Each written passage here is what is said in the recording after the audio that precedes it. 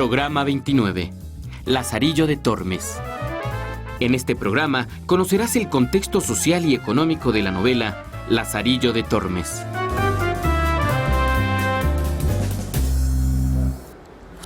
Una de las obras de gran relevancia para la literatura hispana es la novela Lazarillo de Tormes.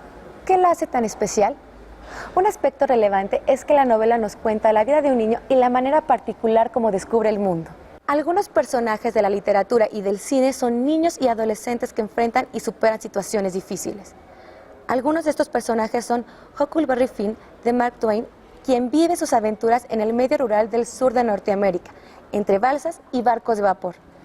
También recuerdo a Oliver Twist, personaje creado por Charles Dickens, quien llega del campo a Londres en la época de la Revolución Industrial.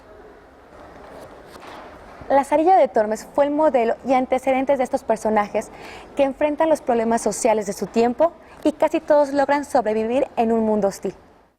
Mi nacimiento fue dentro del río Tormes, por la cual causa tomé el sobrenombre. Y fue de esta manera. Mi padre, que Dios perdone, tenía cargo de proveer una molienda de una aceña que está ribera de aquel río, en la cual fue molinero más de 15 años. Y estando mi madre una noche en la aceña, preñada de mí, tomóle el parto y parióme allí. Estoy pensando en alguien que nos puede ayudar a comprender más sobre esta novela, su época y sus personajes.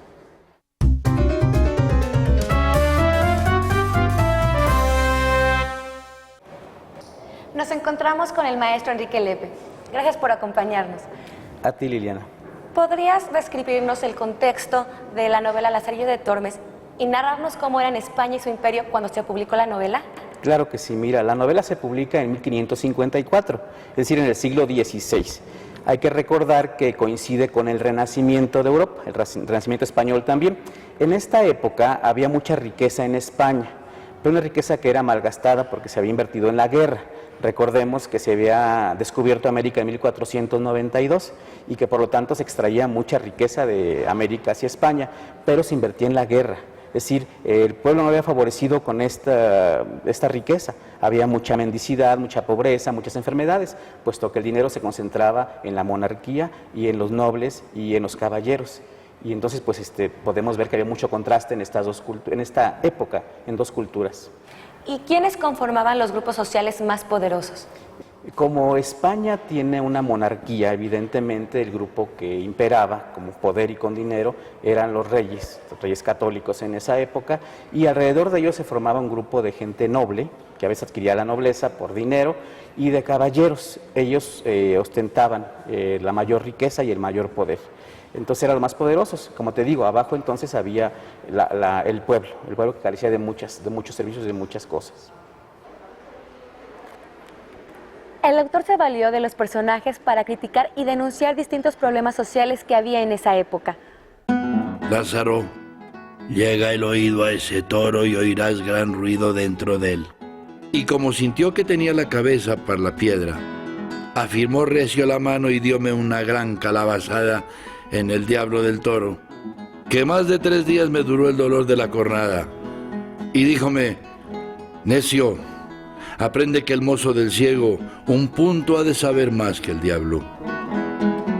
¿Cómo era Lázaro y cuál era su carácter? Mira, tenía que recordarse que la novela es la narración de la vida de una persona desde que es niño hasta que llega a la edad adulta. Y entonces en ese transitar de un periodo a otro podemos ver que el carácter de este niño, que era inocente, se transforma debido a las circunstancias que vive en el entorno, ¿no? Lázaro pues va aprendiendo a sobrevivir en una sociedad que le es adversa, que tiene todo en contra, y él lo que quiere es comer solamente, comer, crecer y vivir tranquilo en esa sociedad.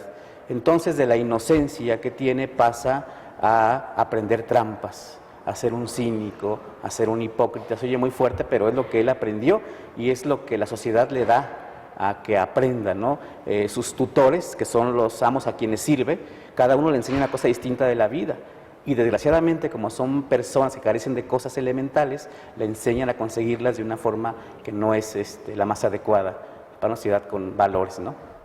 Mas no había piedra imán que hacía trajese así, como yo con una paja larga de centeno que para aquel menester tenía hecha, la cual metiéndome en la boca del jarro y chupando el vino, lo dejaba en buenas noches.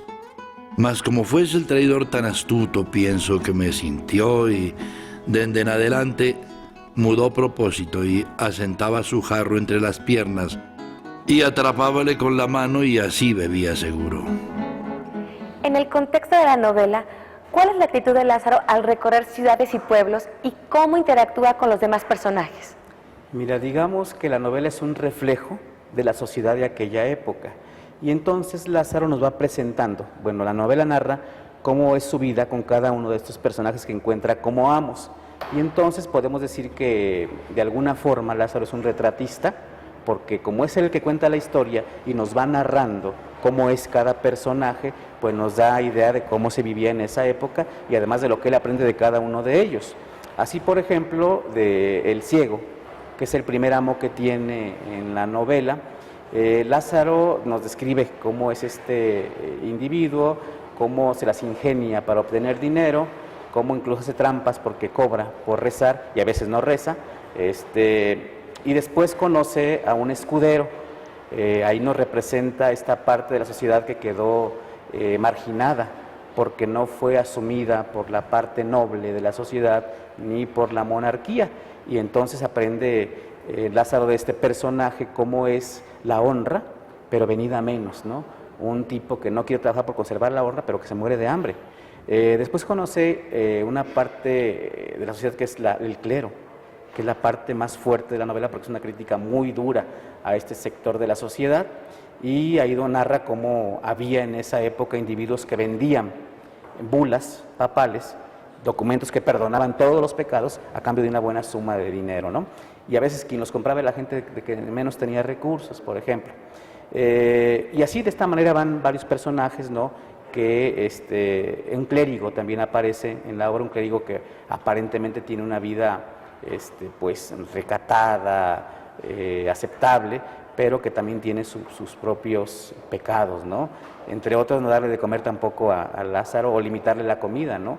Recordamos que este personaje, por ejemplo, guarda en un arcón debidamente cerrado con llave las provisiones, y Lázaro no puede hacerse de ellas. En fin, que vamos viendo entonces retratos de personajes, pero cada uno de ellos representa una gran parte de la sociedad y cada uno enseña a Lázaro algo de la vida.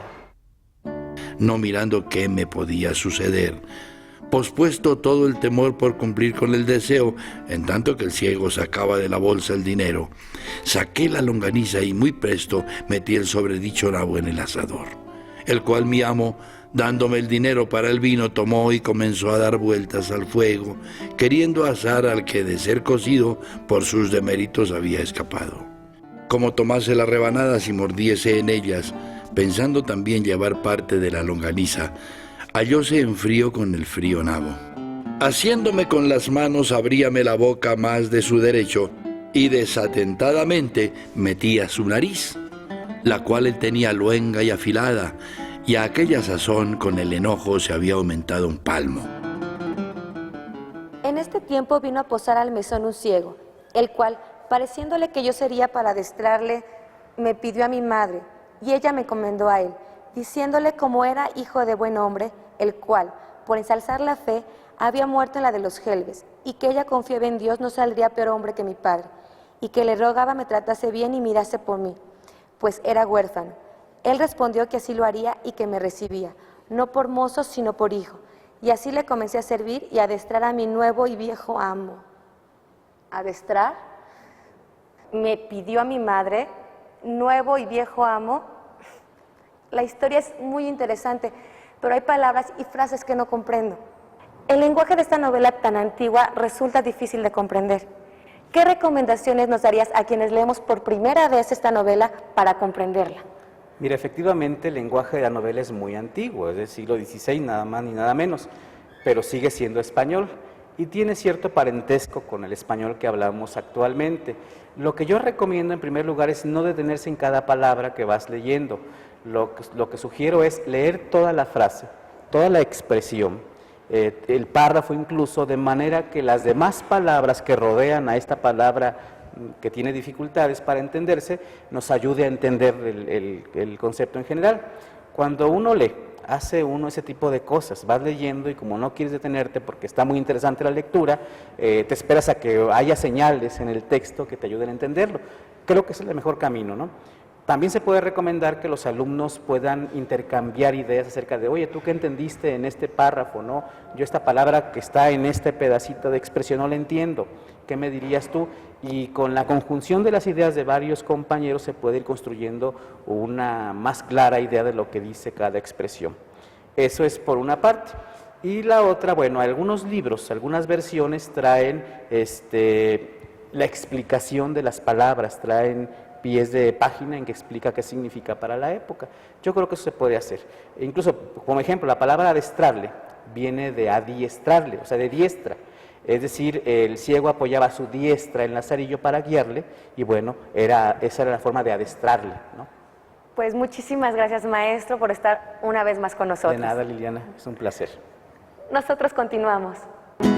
Tío, una llave de este arte he perdido y temo mi señor me azote. Por vuestra vida, veáis si en estas que traéis hay alguna que le haga, que yo os la pagaré. Y otro día, en saliendo de mi casa, abro mi paraíso panal y tomo entre las manos y dientes un bodigo y en 2 credos le hice invisible, no se me olvidando el arca abierta. Lázaro nos habla desde otra época y lugar. Por ello, su lenguaje y algunas de las circunstancias que atraviesa pueden parecernos ajenos o difíciles de comprender. Es interesante adentrarte en el lenguaje de escritores quienes a través de sus narraciones describen personas, lugares y hechos que nos permiten conocer la forma de vida de épocas pasadas.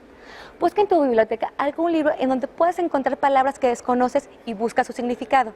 Verás que encontrarás cosas impresionantes.